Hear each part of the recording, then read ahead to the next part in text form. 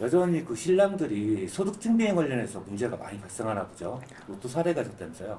지금 최근에 이제 저희 업체가 아니고 제가 아는 지인 업체인데 이제 신랑분 소득이 많이 미약했어요.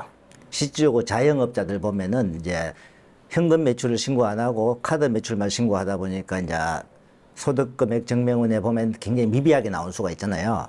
그래서 이제 이분이 부모가 어머니가 직장을 다니고 있어갖고 이제 주민등록을 이렇게 같이 엎쳐서 부모 소득을 넣은 거예요. 그렇게 넣었는데 갑자기 그게 불어가 떨어져 버린 거예요. 그래서 이제 이 결혼을 시킨 여기 이제 에이전시가 대사관에 가서 이제 그 부분을 이제 항의를 했어요.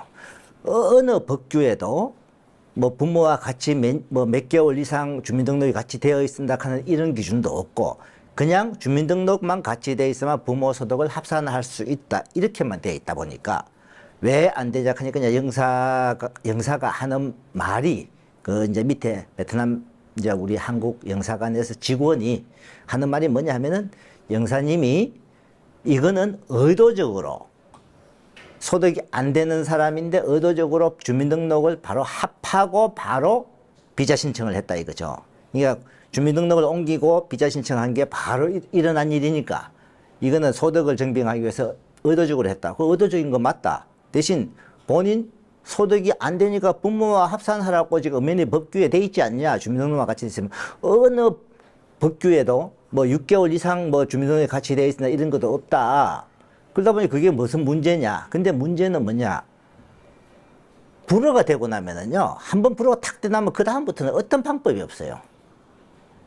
또 신청해도 안 돼. 그냥 6개월 지나야 된단 말이에요. 그래서 담당 공무원이 하는 말 6개월 지나서 그때 다시 신청하면 안 되겠습니까? 이렇게만 이야기하는 거예요. 그러면은 영사관에서도 자, 이런 이유로서 지금 주민등록을 바로 합친 지 얼마 안 되기 때문에 이게 소득에 문제가 있으니까 다른 추가 소득을 넣으라는 걸 연락을 주든가, 거기에 보면 초청장 서류에 다 있잖아요. 신랑 전화번호도 있고, 여기 현지에서 누가 결혼시킨 사람 그 전화번호가 다 들어간단 말이에요. 그래서 이제 여기, 이제 에이전시 분이가 따진 게 그거예요. 내 전화번호도 여기 들어가 있고 다 있으면 왜 연락도 안 주고 무조건 불어시켜버리냐. 그러면은 당연히 부모와 주민등록을 합치면은 부모 소득을 합산해야 하고 된다고 했기 때문에 지금까지도 그렇게 해왔고, 그러면은 안 된다. 갑자기 주민등록 엎쳤을 때는 안 된다. 그러면 연락을 줘야 되는 거 아니냐. 이제 이렇게 문제가 발생한 거예요. 그래서 이제 그래도 이 한국 직원은 하는 말은 그래도 몇 달 전에 하고 그것도 신랑이 어느 정도의 수입이 어느 정도 있는 상태에서 미비하다. 이래갖고 부모 소득을 넣은 거하고도 다르지 않냐.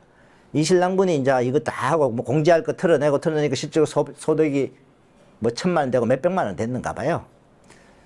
그래서 이제 여러분 알고 계셔야 될 거는 일단 신랑분들 소득이 증명은 안 되더라도 실제 벌고 있다는 거 있잖아요. 그런 부분도 참고적으로 여러 가지 넣어주는 게 실제 돈은 내가 이만큼 벌고 있는데 법적으로 인정 못하는 게 있을 거지 아니에요. 이제 통장으로 들어온 거라든지 이런 것도 참고적으로 넣고, 인정은 못 받더라도 실제 이렇게 벌고 있는데 내가 서류적으로 뭐 세금 신고 부분에서 이렇게 해서 뭐 인정을 못 받으니까 부모님 소득으로서 인정을 받아서 신부를 초청하려고 합니다. 이렇게 넣어주면은 그래도 영사관에서 창구가 된다. 그건 반드시 알고 계셔야 돼요. 그러면 내 소득이 작으니까 부모 소득 다시 되니까 바로 주민등록 옮겨갖고 부모 소득 탁 넣고 내 거 소득 세무서 그것만 딱 이렇게 넣으면은 영사관에서 이건 너무 의도적이다. 지금 현재 이제 이번에 온 영사가 또 이렇게 적용이 들어간 거예요. 최근에 또 바뀐 거였다고요? 바뀐 게 아니고 지금 이제 이번 2월달, 3월달에 왔던 영사가 지금 현재 적용하는 걸 이렇게 적용한다. 그러면 이거는요 사실상 영사 고유 권한이기 때문에 어떤 영사가 바뀌느냐에 따라서 그게 좀 패턴이 달라지거든요. 왜냐하면 비자는 영사의 고유 권한이단 말이야. 그러면은 우리가 법규상에 이렇게 충족하면 된다. 근데 영사가 봤을 때 이건 너무 의도적이니까 내가 봤을 때 안 돼 하면 안 되는 거란 말이에요.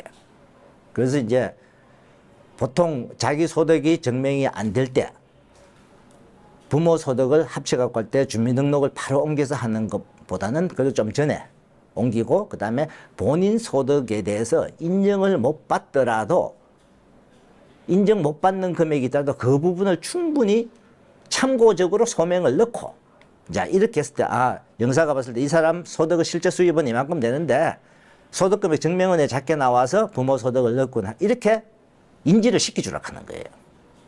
그 부분은 반드시 참고를 하시고 타 업체에 이렇게 진행하고 있던 분들이라도 본인 소득이 미비해서 부모 소득을 바로 땡겨와서 할 때는 좀 조심을 해야 된다는 거. 무턱대고 했다가는 그냥 불어당해 버리니까 영사가 바뀌고 나서 많이 바뀌네요.